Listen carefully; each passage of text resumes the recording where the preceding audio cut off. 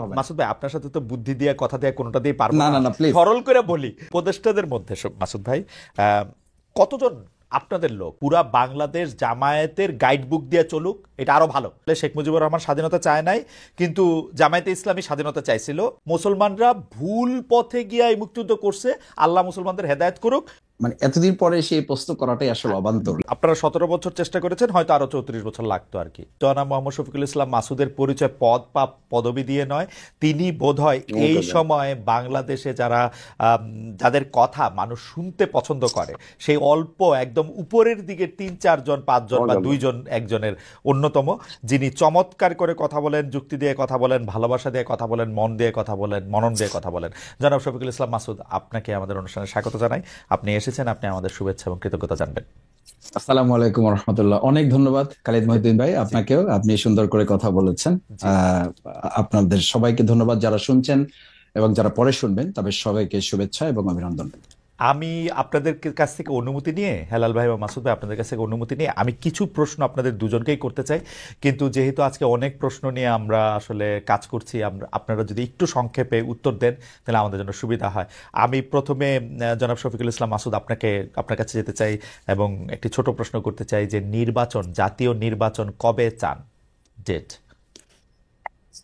জাতীয় নির্বাচন তো আসলে আমাদের এখন যেটা প্রয়োজন হচ্ছে কি, যে নির্বাচনটা অংশগ্রহণমূলক, স্বচ্ছ এবং জনগণের প্রত্যাশার আলোকে হওয়াটা প্রয়োজন। তো সেটার জন্য বিগত 16 বছরে বাংলাদেশে যে ধরনের ন্যক্কারজনক প্রশাসনিক অবকাঠামো তৈরি হয়েছে এবং সাংবিধানিক প্রতিষ্ঠানগুলো যেভাবে ধ্বংস করে দেওয়া হয়েছে, এটার জন্য তো একেবারে মিনিমাম ন্যূনতম একটা সময় দিয়ে এগুলো সংস্কার করার পরে নির্বাচনটা হওয়া জরুরি। এই জায়গাটা আমি মনে করি যে যৌক্তিক একটা সময় এবং যৌক্তিক সংস্কারগুলো সম্পাদন করে কম সময়ের মধ্যে নির্বাচনটা হওয়া প্রয়োজন। আপনাদের মাথায় কি কোনো ডেট আছে, যে ধরা যাক 2030 সালের সেপ্টেম্বর? আমরা 2030 সাল তো না, এখন তো 2025 চলছে। আমরা মনে করি যে 2025 সাল বা 26 সাল, এই তারিখটা যত না গুরুত্বপূর্ণ, তার চেয়ে গুরুত্বপূর্ণ হচ্ছে নির্বাচনটাকে সুষ্ঠু, অংশগ্রহণমূলক এবং জনগণের প্রত্যাশার আলোকে করার জন্য যতটুকু করা প্রয়োজন, সেটার জন্য 2 মাস, 5 মাস, 6 মাস। আমার মনে হয় তো আমরা 16 বছর তো নির্বাচন ছাড়া থাকলাম। সুতরাং এখন তো আমাদের, আমি তো মনে করি এটা বলতে কোনো দ্বিধা নেই যে আমাদের ছাত্র জনতার এই ঐতিহাসিক একটা গণ অভ্যুত্থান না হলে, আল্লাহ তাআলা ভালো জানতেন, তিনি জানেন যে এটা আমাদের তো 29 সাল পর্যন্ত আমাদের তো প্রস্তুতি নিয়ে থাকতে হয়েছিল, বা আমরা সবাই তো সেই প্রস্তুতি নিয়েও ফেলেছিলাম, কেউ কেউ মনে করেন। তো সেই জায়গায় আমরা যেখানে 29 সালে নির্বাচন হওয়ার কথা ছিল, সেখানে আমরা 6 মাস, 1 বছরের এই তাড়াহুড়ো প্রবণতাটাও তো আমার কাছে খুব ভালো মনে হয় না। আমার কাছে বরং মনে হয় যে এই নির্বাচনটাকে প্রত্যাশিত করার জন্য আমাদের যেটুকু সময় সংস্কারে নেওয়া প্রয়োজন, সেটার জন্য একটা সময় আমাদের ঠিক করা দরকার। নির্বাচনের জন্য সময় ঠিক না করে ঠিক করতে হবে সংস্কারের জন্য সময়। ওকে, তো আপনি কি মনে করেন সংস্কারের জন্য সময়, মানে এইটা হচ্ছে যে দুইটা অ্যাপ্রোচ থাকে। তো প্রধান উপদেষ্টা ডক্টর মোহাম্মদ ইউনূস বলে দিলেন যে আমি একটা টাইম ফ্রেম বেঁধে দিয়েছি, এটা 2025-এর শেষ থেকে 2026-এর আধাআধি পর্যন্ত, এর মধ্যে থেকে যদি আপনারা সংস্কার যতটুক করতে পারেন ওটুক করবেন, তারপরের মধ্যে নির্বাচন হবে। আপনারা কি সেই টাইম ফ্রেমটার থেকেও বাড়াতে চান কিনা, বা আপনারা মনে করেন যে, মানে আমি একটু ডেট দিয়ে জিনিসটা একটু বুঝতে চাই, কারণ হচ্ছে যে, হ্যাঁ মানে আপনি নিশ্চয়ই আমার প্রশ্ন বুঝতে পেরেছেন, যে মানে আপনি একটা টাইম ফ্রেম মাথায় দেখেন কিনা মাসুদ ভাই।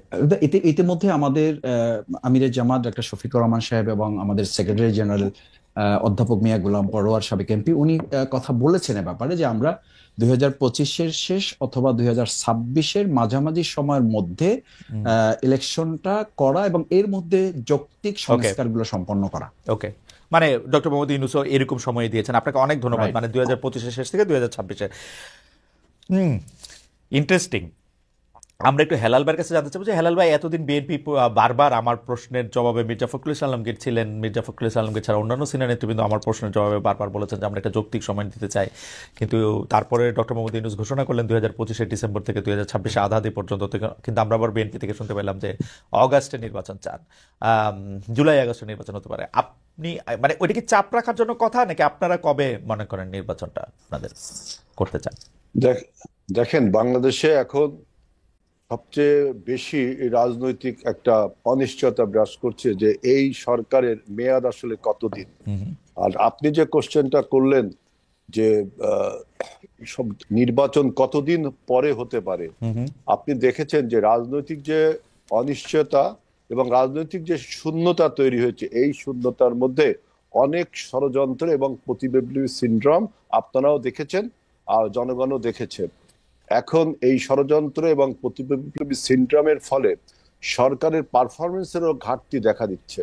না সরকার হেলাল ভাই মাফ করবেন, করতে হেলাল ভাই পারছে না। মাফ করবেন, আমি একটা কথা এখন বলতে চাই। আমি হেলাল ভাই আমি মাফ করবেন, আমি আমি শুধু একটা ডেটটা কথা বলতে বলছি, চাই। যেহেতু আপনি ডেটটা আমার কথা বলছি।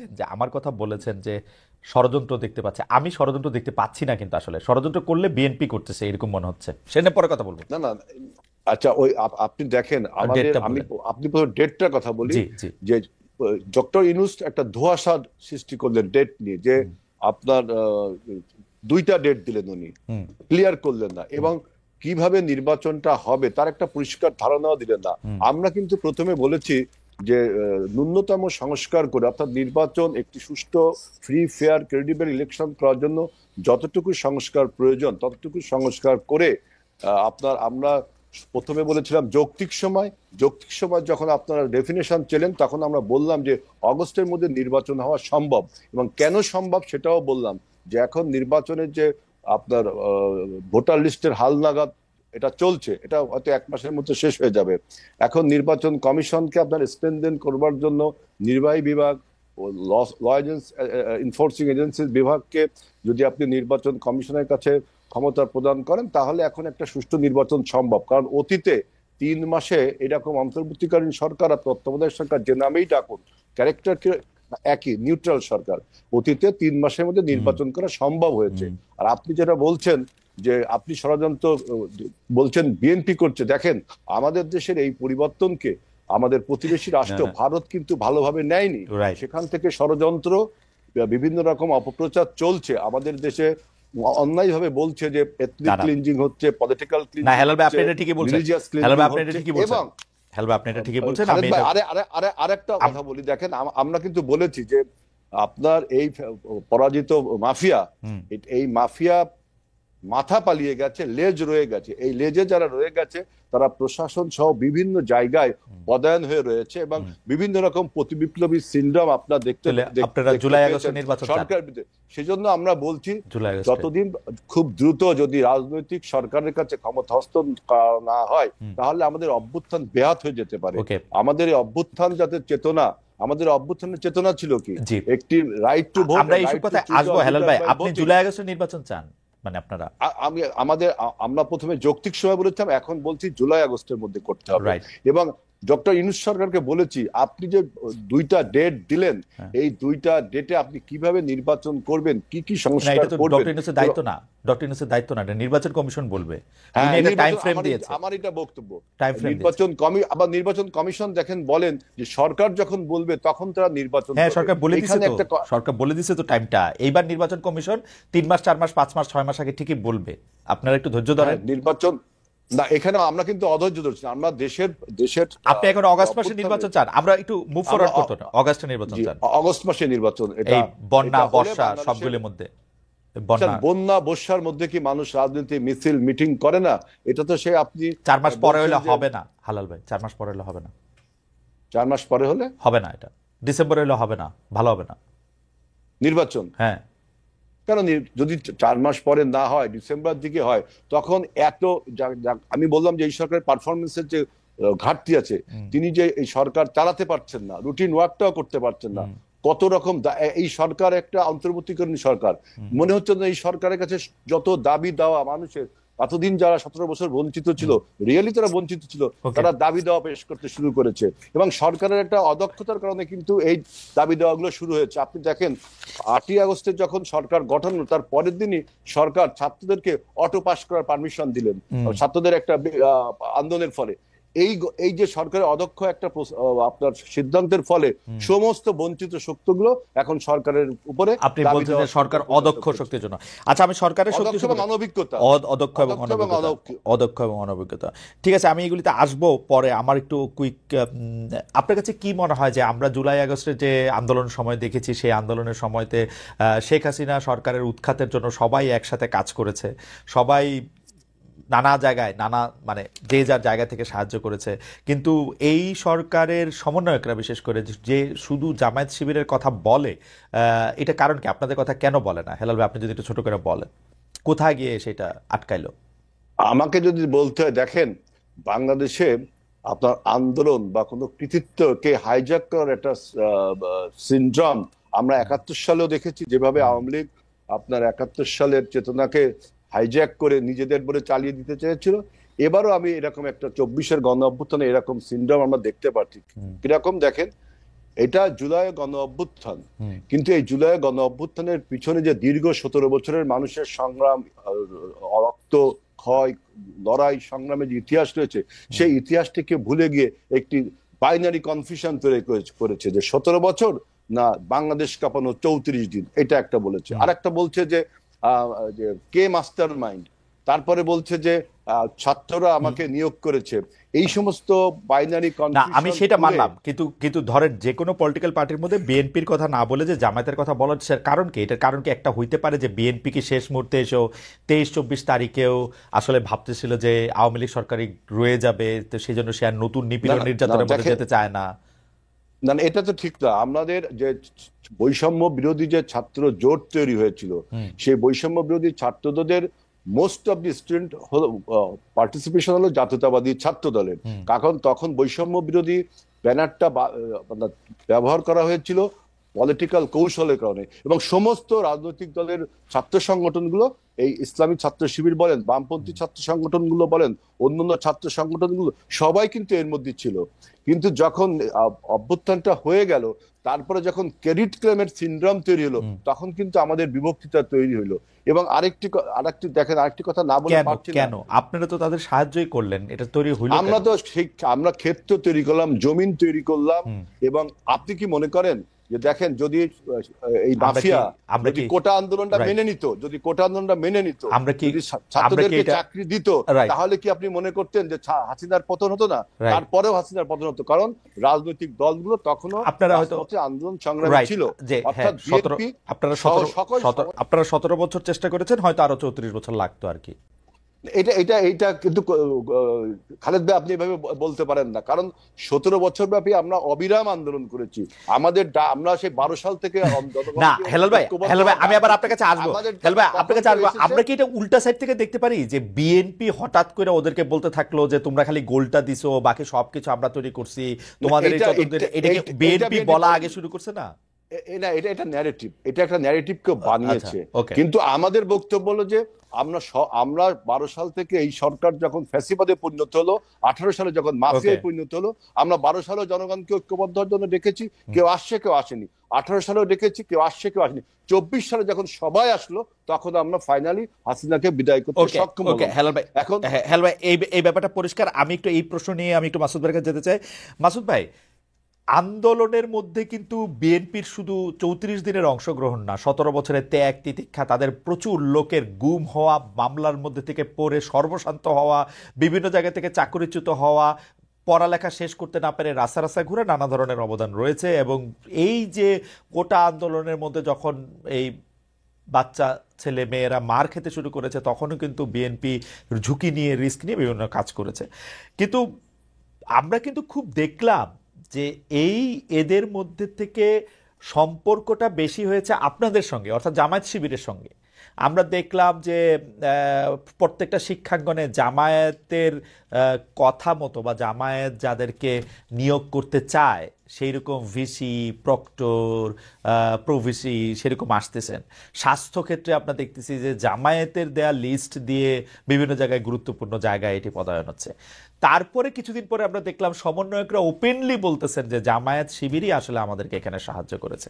সমন্বয়কদের মধ্যে এটা আপনারা উল্লেখযোগ্য অংশ দেখলাম যারা স্লিপিং এজেন্ট হয়ে ছাত্রলীগের মধ্যে ছিল। এটাকে আপনি কিভাবে দেখেন, যে না আপনি কি মনে করেন জামায়াত শিবিরের নেতৃত্বে যদি এই আন্দোলন হতো তাহলে এই আন্দোলন সফল হতো? ধন্যবাদ খালেদ মহিউদ্দিন। দুটো বিষয়, একটা হচ্ছে প্রথমত আমাদের সংগঠনের পক্ষ থেকে আমরা প্রথম থেকে বলে আসছি যে এই 2024 সালের জুলাই আগস্টের যে গণ অভ্যুত্থান, এটা কোনো একটা দলের ক্রেডিট হওয়ার কথা না, এটা হচ্ছে এদেশের ছাত্র জনতার যৌথ আন্দোলনের ফসল, এবং এটা এই জনতার, এদেশের মানুষের ক্রেডিট, এদেশের ছাত্র জনতার ক্রেডিট। দুই হচ্ছে আমিরে জামাত ডাক্তার শফিকুর রহমান খুব ক্লিয়ারলি এবং সেভারেল টাইম এটা বলেছেন, রিপিটেডলি বলেছেন যে আমাদের এই শহীদেরা কোনো দলের সম্পদ না। আমরা কখনোই আমাদের যে হিসাব নিতে বলা হয়েছে যে থানা থেকে, বিভাগ থেকে, ডিস্ট্রিক্ট থেকে, ঢাকা সিটিগুলো থেকে, এবং তাদের পাশে দাঁড়ানোর প্রত্যেকটা ইস্যুতে আমরা বলেছি যে যারা শহীদ হয়েছেন তারা আমাদের দলের বা ব্যক্তির বা কোনো গোষ্ঠীর সম্পদ না, তারা হচ্ছেন দেশের সম্পদ।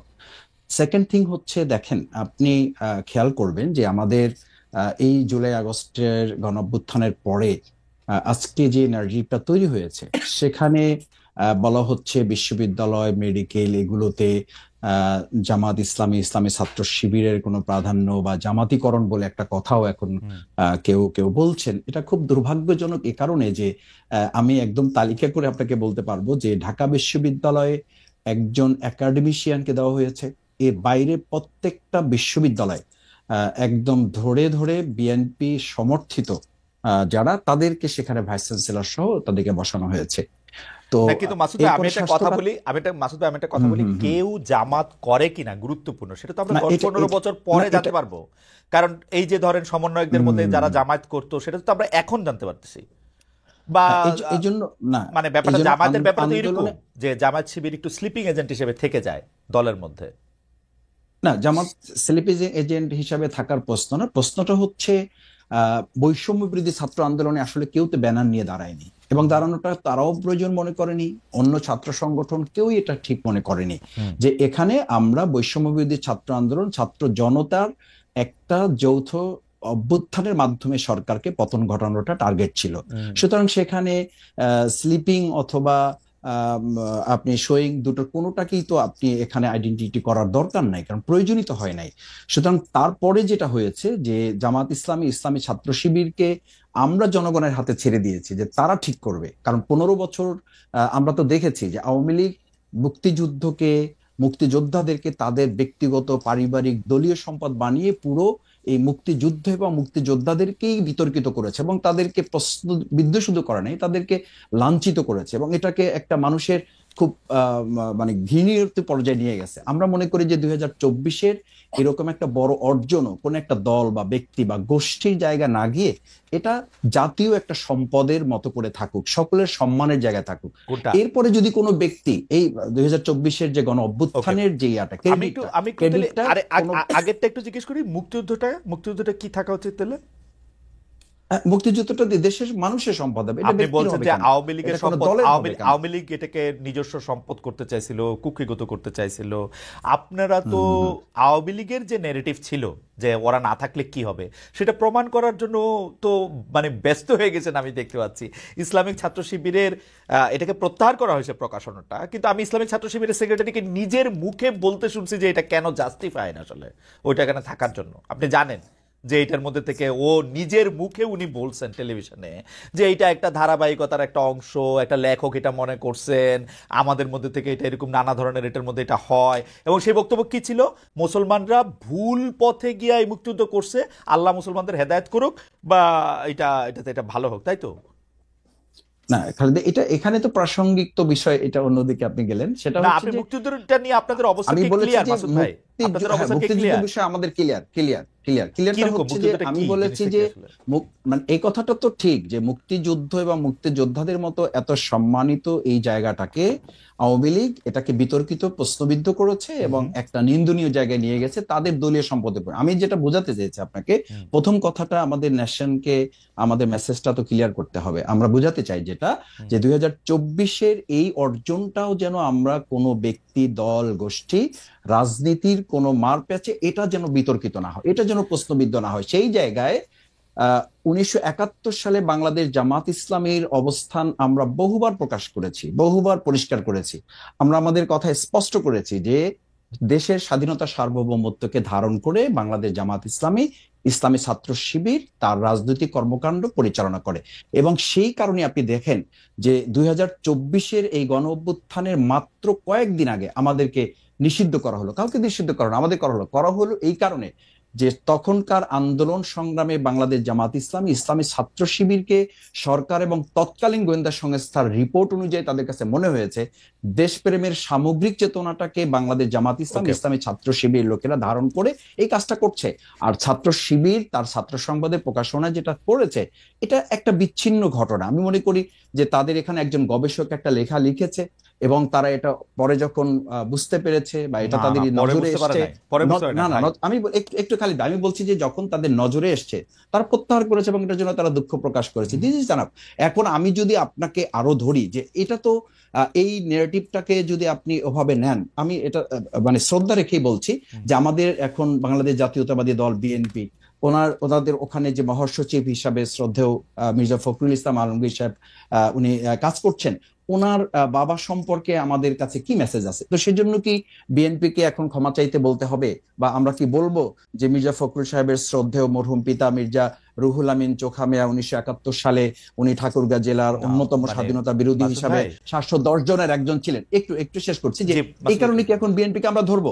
আমাদের নেতৃবৃন্দকে ফাঁসি দেওয়া হয়েছে, তার সাথে তো সালাউদ্দিন কাদের চৌধুরী শহীদ, ওনাকেও ফাঁসি দেওয়া হয়েছে। তাতে কি বিএনপি কে আমরা এখন বলবো যে তাকেও ক্ষমা চাইতে হবে, বা স্বাধীনতা বিরোধিতা নিয়ে তাদের মধ্যেও কনফিউশন আছে? না মাসুদ ভাই, ব্যক্তি আর দলের অবস্থা তো ভিন্ন।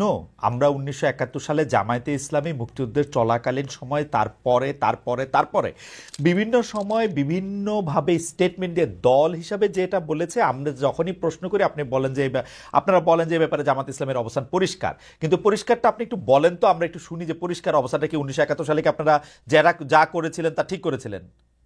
না, পরিষ্কারটা হচ্ছে এই যে বাংলাদেশ তখন যে অবস্থার প্রেক্ষিতে স্বাধীন হয়েছিল, মাওলানা ভাসানী রাহিমাহুল্লাহ উনি তো পরিষ্কার বলেছেন যে তখন 70-এর যে ভোট, আপনি নিশ্চয়ই আরো ভালো জানবেন, সেই 70-এর ভোটে তো তিনি এই স্লোগান দিয়েছিলেন যে ভোটের বাক্সে লাথি মারো, বাংলাদেশ কায়েম করো।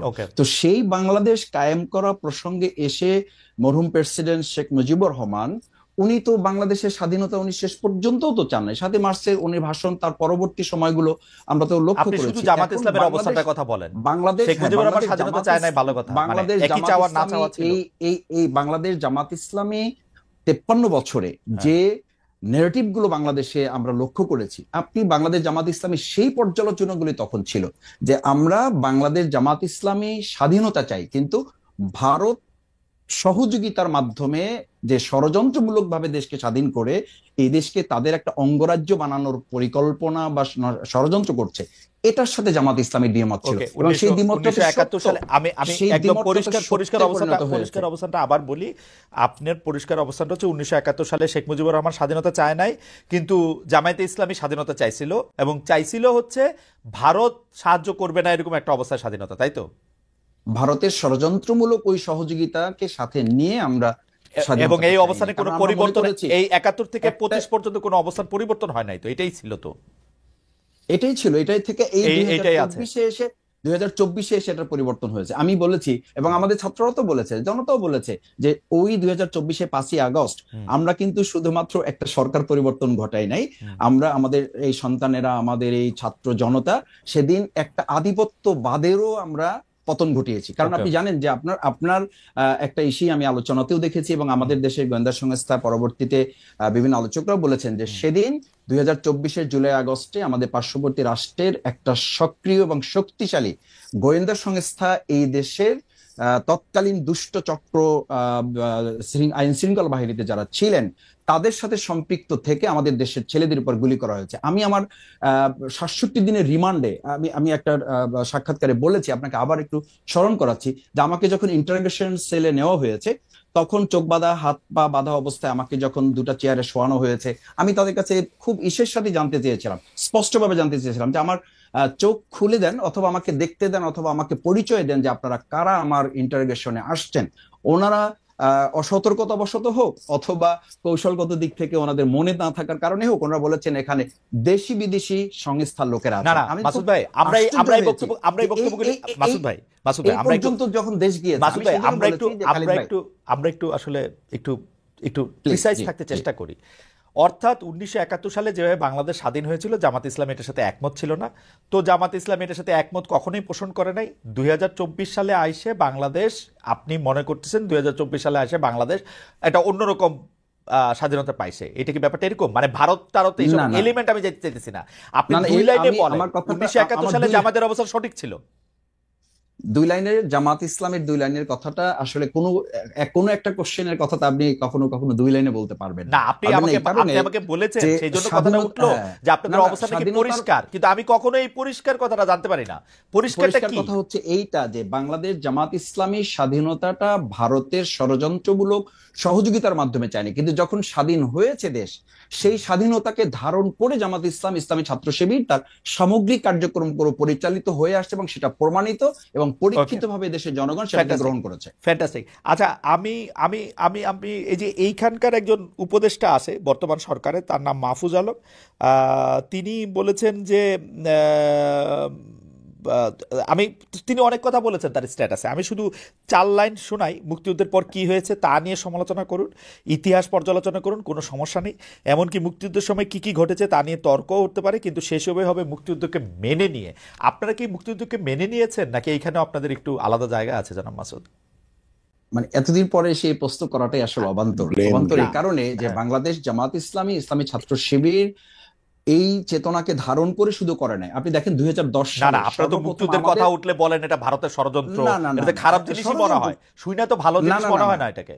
আমরা বলেছি যে যখন দেশটা স্বাধীন হয়েছে সেই স্বাধীনতাটাকে অর্থবহ করে এবং এটা ধারণ করার ক্ষেত্রে জামাত ইসলামী ওকে প্রমাণিত এবং পরীক্ষিত ওকে, ঠিক এই আছে, দেশের মানুষের কাছে। ঠিক আছে। আমরা পরবর্তী প্রসঙ্গে যাই। জনাব মাসুদ, আপনাকে ধন্যবাদ। পরবর্তী প্রসঙ্গ হচ্ছে যে আহ, উম, জনাব আজউল বারী হেলাল, এই জাতীয় সরকারে কি আপনাদের আহ্বান জানানো হয়েছিল, অর্থাৎ বিএনপিকে আহ্বান জানানো হয়েছিল? যে এটা আমি এই প্রশ্নটা উত্তর দিয়ে আমি মাসুদ ভাইয়ের একটা কথা ছোট করে যদি এই যে ছোট করে বলি, জি। এই যে দেখেন যে আমাদের অভ্যুত্থানের শক্তিগুলোকে বিরুদ্ধে যে অনৈক্য তৈরি করা হচ্ছে ব্লেম গেমের মাধ্যমে, যেভাবে আওয়ামী লীগ আপনার মুক্তিযোদ্ধাদের নিয়ে ব্লেম গেম করেছে যে অমুক মুক্তিযোদ্ধা তমুক রাজাকার। আমি জামাতে ইসলামের মাসুদের এই বক্তৃতার মাধ্যমে সেই একটা প্রতিধ্বনি শুনতে পাচ্ছি যে বিএনপির মহাসচিবের পিতার ব্যাপারে যে কথা বলা হচ্ছে, এই ফ্যাক্ট চেকিং না করে আপনার যে প্রোপাগান্ডা মেশিন এখন তৈরি হয়েছে বাংলাদেশে, তার উপর ভিত্তি করে কথা বললো। আপনি দেখেন, আমি প্রতিধ্বনি এই জন্য বললাম যে 71 সালে একটা রাজনৈতিক দল দেশ ছেড়ে পালিয়ে গেল ভারতে, আরেকটি রাজনৈতিক দল স্বাধীনতার বিরুদ্ধে থাকলো, আর আমাদের নেতা শহীদ প্রেসিডেন্ট জিয়াউর রহমান যুদ্ধ করলো। এখন সেই দলের দিকে এই দুটো দলই, একটা পরাজিত শক্তি আর একটা হলো পালিয়ে যাওয়া শক্তি। এই কথা কি হিস্টোরিক্যালি ঠিক? এই কথা কি হিস্টোরিক্যালি ঠিক হেলাল ভাই? জিয়াউর রহমান সাহেব ক্ষমতায় থাকার জন্য, মরহুম প্রেসিডেন্ট জিয়াউর রহমান সাহেব ক্ষমতায় থাকার জন্য সমগ্রভাবে যে রাজনৈতিক দলটার, যে রাজনৈতিক আদর্শটার, যে রাজনৈতিক কাঠামোটার সাহায্য চাইলেন সেটা হচ্ছে জামায়াতে ইসলামী। না, আপনি এটা আপনি কোন ইতিহাস থেকে বলছেন? আপনি আমার চেয়ে ভালো জানেন। 78 সালে আপনি ইতিহাসটা দেখেন। আমি বলছি জনাব গোলাম আজমের ফিরে আসা থেকে শুরু করে পুরোটা দেখেন। আপনি শোনেন, আমরা যখন বাংলাদেশে যখন আপনার একদলীয় শাসন ব্যবস্থার ভিতর ঢুকে গেল, তখন আমরা মাল্টিপার্টি ডেমোক্রেসি সৃষ্টি করলে অন্যান্যরা ধর্মভিত্তিক রাজনৈতিক দল, এমনকি বামপন্থী যে সমস্ত গোপন সংগঠন, তারাও রাজনীতি করার সুযোগ পেল। আর আমি যেটা বলছি যে ব্লেম গেমের কথা, যে আওয়ামী লীগ যে ব্লেমটা দিত যে অমুক রাজাকার, বিএনপি কে লক্ষ্য করে বলতো, অথচ আওয়ামী লীগ কিন্তু আপনার এদেশ মুক্তিযুদ্ধের সময় ভারতে পালিয়ে গেল, কলকাতায় পালিয়ে গেল, আরেকটি দল বিরোধিতা করলো এই স্বাধীনতা যুদ্ধের। এই দুটি দলেরই উদ্দেশ্য হলো আপনার যারা অস্ত্র হাতে যুদ্ধ করলো, যে দলের প্রতিষ্ঠাতা, তার নেতাকর্মীকে নিয়ে একটা ব্লেম গেমে চলে গেল। না, আপনি এটা হেলাল ভাই, আপনি এটা বললে হবে না। জিয়াউর রহমান সাহেব, গোলাম আজম সাহেবের কে দেশে ফিরিয়ে আনা, তাকে রাজনীতি করার সুযোগ দেওয়া, বাংলাদেশকে রাজনৈতিক আদর্শের ক্ষেত্রে জামায়াতে ইসলামীর রাজনৈতিক আদর্শকে হায়ার করা, জনাব শাহজিজুর রহমানকে প্রধানমন্ত্রী করা, উনি শাহজিজুর রহমান কিন্তু ভোটের মাধ্যমে, আপনি যদি ইতিহাসটা পড়েন, আপনার পার্লামেন্ট 79-এর পার্লামেন্টে যারা নির্বাচিত হয়েছিল তারা ভোটের মাধ্যমে শাহজিজকে ওই প্রধানমন্ত্রী ভোটের করেছিল। কথা আর বলেন না জিয়াউর হেলাল ভাই, রহমান, হেলাল ভাই ওই ভোটের কথা আর না না বলেন না। না, কেন আপনার এটা তো ডেমোক্রেসি, আপনি ওই ভোটের কথা ওই ওই ওই ভোটের কথা ডেমোক্রেসিতে বলা না বলা একরকমই আর কি। পার্লামেন্টে যারা সদস্য ছিল তারা ভোটের মাধ্যমে শাহজিজকে প্রধানমন্ত্রী করেছিল। হ্যাঁ, আমরা হ্যাঁ। যদি মাল্টি পার্টি ডেমোক্রেসি না করতাম তাহলে তো সেই একদলীয় শাসন ব্যবস্থা ছিল। এখন একদলীয় শাসন ব্যবস্থাকে এই বহুদলীয় সরকার করতে আপনাকে গেলে জাতীয় সরকারে, সবাই তখন এই আসবে। জাতীয় সরকারে এখন আমন্ত্রণ জাতীয় সরকার জানিয়েছিল প্রশ্নে না, আসেন। জাতীয় সরকার এখন আমি দেখেন, আমি দেখলাম যে নাহিদ ইসলামের একটা স্ট্যাটাসে দেখলাম যে সে বলছে তারা নাকি জাতীয় সরকারের আমন্ত্রণ জানিয়েছিল। হ্যাঁ।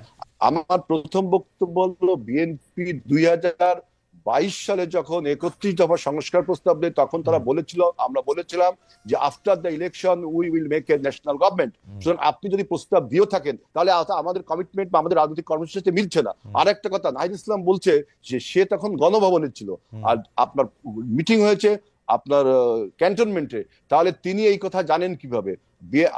আমরা তো এই কথা শুনিনি কখন যে 5ই আগস্টে যে হেলাল ভাই মানুষের জানার নানা রকম সোর্স থাকতে পারে। আপনি আমাকে সোজা কথা বলেন, আপনারা যদি ইলেকশনের পরে জাতীয় সরকার করেন, ইলেকশনের আগে জাতীয় সরকার হইতে আপনাদের অসুবিধা কি? আপনারা কি জাতীয় সরকার হইলে আপনাদের সবসময় আপনাদেরই প্রধান থাকতে হইব? এইটাই আপনি একটা মিনিট সময় দেন। যদি ইলেকশনের আগে আপনি জাতীয় সরকার করেন তাহলে ইলেকশনটা করবেন কি করে? শেখ হাসিনার মতো আমি আর ডামি দিয়ে আমরা সবাই জাতীয় সরকার, তাহলে ইলেকশনটা হবে কি করে? সবাই মিলেই করবে, সবাই মিলেই করবে। কিভাবে ইলেকশন? সবাই মিলেই করবে। শেখ হাসিনা 24 সালের আমি আর ডামির ওই রকম কেন হবে? মানে দলে থাকলেই তো আর দলে প্রভাব আপনি বিস্তার করতে পারবেন না। ডক্টর ইউনূস থাকলো প্রধান, আপনি ইলেকশন করলেন। আমরা তিনজন ব্যক্তি আমরা যদি জাতীয় সরকার গঠন করি, আবার তিনজন নির্বাচনে অংশগ্রহণ করলাম, তাহলে আপনার নির্বাচনের কনফ্লিক্ট অফ ইন্টারেস্ট হচ্ছে এখানে। এটা হয় না, এটা তো পলিটিক্যালি রং। সারা পৃথিবীতে তো ক্ষমতায় থাইকেই ইলেকশন করে, অসুবিধা কি? না, আপনি সারা পৃথিবীর সাথে বাংলাদেশের উদাহরণ দিলে হবে না। কোন পৃথিবীর কোন দেশে জাতীয় সরকার করে আবার তারা নির্বাচনে অংশগ্রহণ করছে, সেখানে একটা স্ট্রং নির্বাচন কমিশন থাকে ভারতে। তাহলে আপনারা যেহেতু, আচ্ছা বুঝতে পারছি, তাহলে আমার ভুল, আপনারা যেহেতু ইলেকশনে অংশ নিবেন সেই জন্য আপনারা জাতীয় সরকার করলেন না, তাই কি? ইলেকশনে অংশ আমি জাতীয় সরকার করলে আপনি আমি সবাই যদি জাতীয় সরকারে অংশগ্রহণ করি, ইলেকশনে করবো কার সাথে? সরকারের সাথে সরকারের ইলেকশন, এটা তো পলিটিক্যালি একটা রং আইডিয়া। এটা তো টোটালি পলিটিক্যালি রং আইডিয়া। বাংলাদেশে কি কোনোদিন এরকম একটা হইতে পারবে না যে 10টা দল মিলে একটা ইলেকশন কালীন সরকার তৈরি হবে? এটা হইতে পারবে না? শোনেন, সেটার জন্য আপনাকে সময় দিতে হবে, আরো সময় নাই। এখন যে ট্রানজিশনাল পিরিয়ডে আমরা রয়েছি, একটা মানে যুগ সন্ধিক্ষণে আমরা রয়েছি, এখন আমাদের এই বিপ্লবকে, আমাদের আন্দোলনকে, আমাদের অভ্যুত্থানকে যদি সুসংহত করতে হয় তাহলে অবশ্যই যে রাজনৈতিক শূন্যতা তৈরি হয়েছে সেখানে একটি রাজনৈতিক সরকারের প্রয়োজন। এখন আপনি যদি জাতীয় সরকার গঠন করেন আগে, তাহলে হাসিনার সাথে আপনার পার্থক্য থাকলো কি? আর আমরা যেটা নির্বাচনে কমিটমেন্ট করেছি আন্দোলনের সময়, আমাদের সাথে যারা যুগপৎ আন্দোলন করে তাদের সবার সাথে আমাদের কমিটমেন্ট হয়েছে, তারাও আমাদের সাথে কমিটমেন্ট করেছে যে after the election we will make a national government. আপনি এখন এই কথা বললে তো হবে না। হেলাল ভাই, এই জামায়াতের সাথে মানে আপনারা সবসময় জামায়াতকে ব্যবহার করেছেন, জামায়াতের শক্তিটাকে নিজেদের মধ্যে আপত্ত করেছেন, রাজপথে আপনারা থাকতে চান নাই, আপনারা বসে বসে চা খেয়েছেন, এয়ার কন্ডিশন রুমে সুন্দর কাপড় চোপড় পরে থেকেছেন। জামায়াত আন্দোলন করেছে, আমি একটু বলি, জামায়াত আন্দোলন করেছে এবং জামায়াত কিন্তু 17 বছর 18 বছর 20 বছর 25 বছর যখন দরকার হয়েছে তখন আপনাদের সার্ভিস দিয়েছেন। কিন্তু জামায়াতের নেতারা যখন ফাঁসির কাস্টে ঝুলেছে, জামায়াতের বিরুদ্ধে যখন বিভিন্ন রকম অন্যায় অত্যাচার হয়েছে, বিএনপি জামায়াতের সাথে একটা বিবৃতি দিয়েও পাশে থাকে নাই। এখন বিএনপি কি এইটা কি মনে করে যে বিএনপি আসলে প্রথমে হলো আপনার বক্তব্য, প্রথমটাকে আমি ধরছি যে এটা ঠিক না যে বিএনপি 17 বছর আন্দোলন সংগ্রাম, গুম খুনের শিকার সবচেয়ে বেশি হয়েছে, জামাতের কয়েক শীর্ষ নেতাদের ফাঁসি হয়েছে। আপনি একটা উদাহরণ দেখেন, 28 তারিখে যখন সর্বশেষ 28 অক্টোবর যখন আমাদের উপর যে ভীষণ ক্র্যাকডাউন হলো, আমাদের জনসমাবেশকে ভণ্ড করে দিল, তখন কিন্তু জামাতে ইসলামও যুগপৎ ভাবে আমাদের সাথে ওইখানে একটা আন্দোলন করেছে। হেলাল ভাই বেয়াদবি না নিলে একটা ছোট্ট রসিকতা করবো। হেলাল ভাই বেয়াদবি না নিলে একটা ছোট্ট রসিকতা করবো। আমরা 90-এর ঢাকা বিশ্ববিদ্যালয়ের ছাত্র, আপনি আমাদের নেতা, মানে আপনি যেটাকে ক্র্যাকডাউন বলতেছেন 28 অক্টোবর, এর থেকে বড় বড় ঘটনায় তো আপনি চায়ের কাপটাও নামায় রাখেন নাই টেবিলের উপর। কেন আমরা 17 বছর আমরা আপনি চাই খাইতেছিলেন ধরেন 90-তে যে এই ঘটনা পুলিশ ঘটাইছে, সরি সেগুলি তো হয়তো আপনি চায়ের কাপটাও নামায় রাখেন নাই, সেটাকে আপনি ক্র্যাকডাউন বলতেছেন 28 অক্টোবরের ঘটনা। না, 28 অক্টোবরে আমি বলছি যে আমাদের উপরে যে পরিমাণ ক্র্যাকডাউনটা হলো এবং তার আগেও আপনারা 17 বছর ব্যাপী এই সরকারের বিরুদ্ধে কখনো আমরা থেমে থাকিনি, অবিরাম ভাবে আমরা আন্দোলন সংগ্রাম চালিয়ে গেছি। আমাদের গুম খুন কত হয়েছে দেখেন। এই আপনার লাস্ট যে 34 দিনের যে আন্দোলনে এই সরকার পতন হলো, সেখানেও আমাদের প্রায় 150 নেতাকর্মীকে হত্যা করা হয়েছে এবং এ পর্যন্ত আমাদের বিএনপির 29 লাখ নেতাকর্মীর নামে আপনার মিথ্যা মামলা দেওয়া হয়েছে। কত ইলিয়াস আলীর মতো একজন ছাত্র নেতাকে গুম করেছে, চৌধুরী আলমকে গুম করেছে, কত লোককে গুম করেছে, খুন করেছে। এগুলি তো বহুবার বলা হয়েছে, কিন্তু হেলাল ভাই আমি আপনার কনসেন্সাসের কাছে এটা প্রশ্ন করতে চাই। আমি আপনার কনসেন্সাসের কাছে আপনি প্রশ্ন বলেন করতে যে চাই। চায়ের কাপ, আমরা যখন বলছেন যে আমরা এসি রুমে ছিলাম তখন প্রতিবাদটা করি যে আমরা 17 বছর আন্দোলন সংগ্রাম করলাম, ঘর ছাড়া বাড়ি ছাড়া হলাম।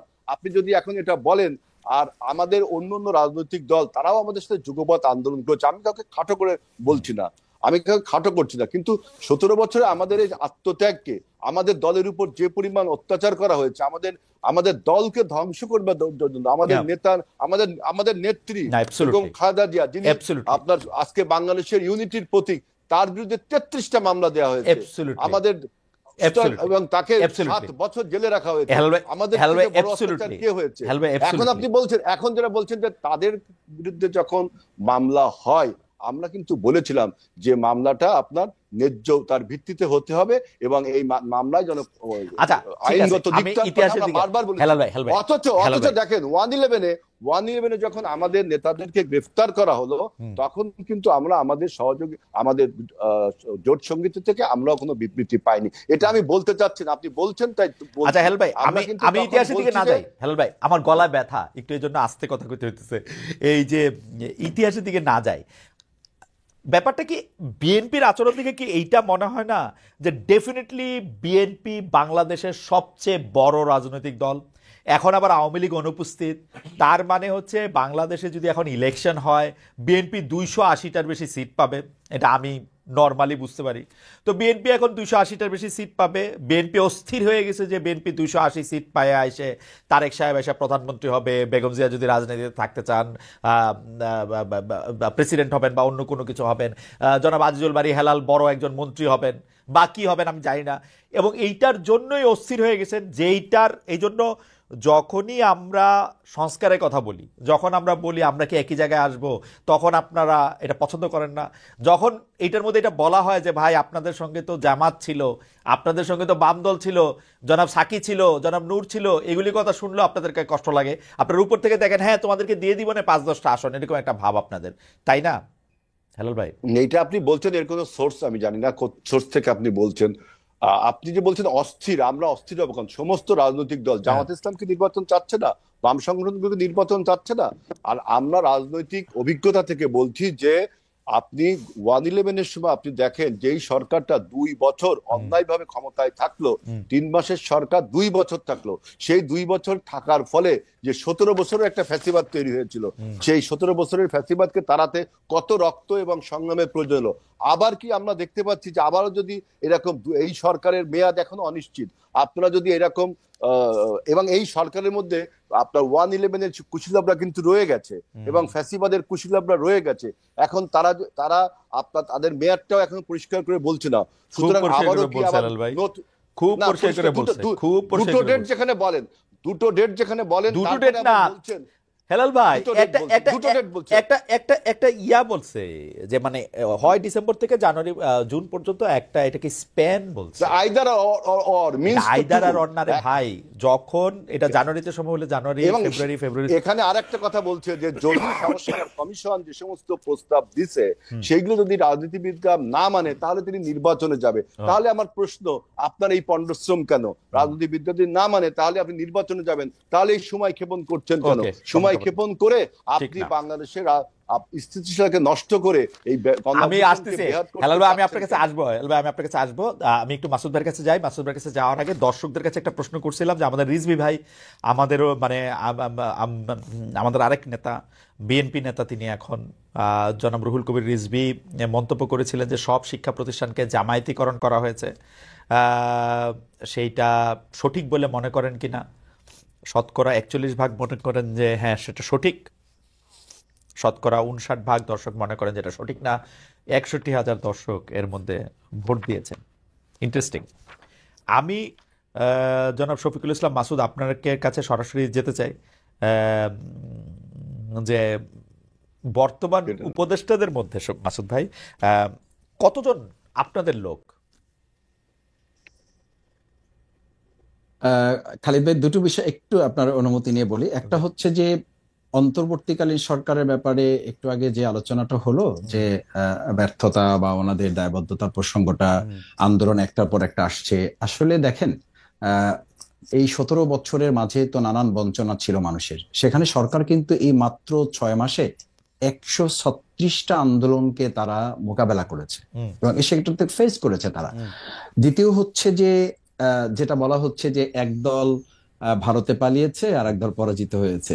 এখন যদি আমরা এটা জনগণের কথা যদি বলি, যে জনগণ তো এখন এটাও বলে যে একদল তো এখনো লন্ডনে আছে এবং আর একদল তো এখন এই দেশে বসে তারা ভারতের কোলে এতটা ঢলে পড়েছে যে বিগত 17 বছরের সরকার যা যা বলেছে এখন তারা ঠিক সেই কথাগুলোই, জামাতিকরণ হয়ে গেছে, আবুল বারাকাত সাহেব যেভাবে বলতেন, ব্যাংক জামাতিকরণ হয়ে গেছে, শিক্ষা প্রতিষ্ঠান জামাতিকরণ হয়ে গেছে।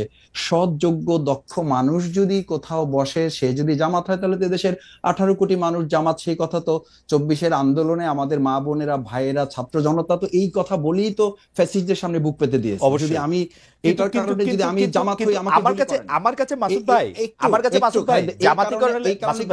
মাসুদ ভাই আমি একটু বলে রাখি, আমাদের আমরা একটু অবস্থাটা বলে রাখি।